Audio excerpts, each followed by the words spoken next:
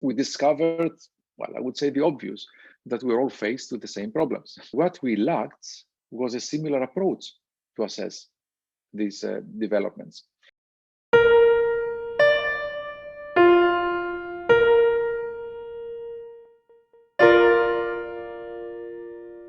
What is global TA and why do we need it today?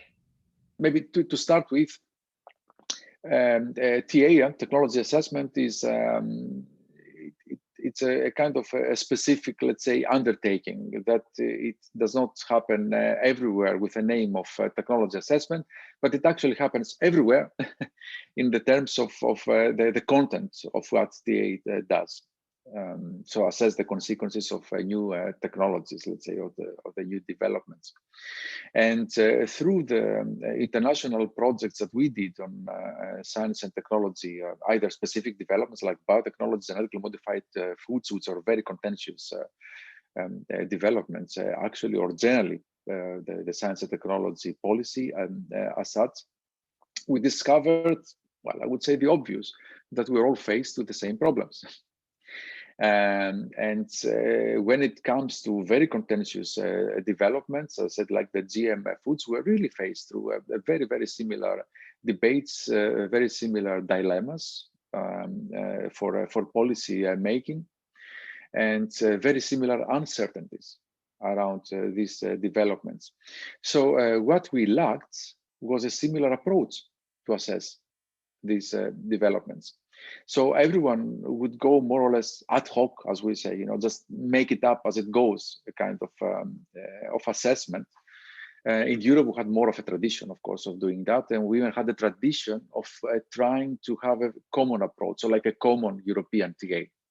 So we do have in Europe at least 2 or 3 major associations that bring together the European TA groups, let's say, that's under a single umbrella association.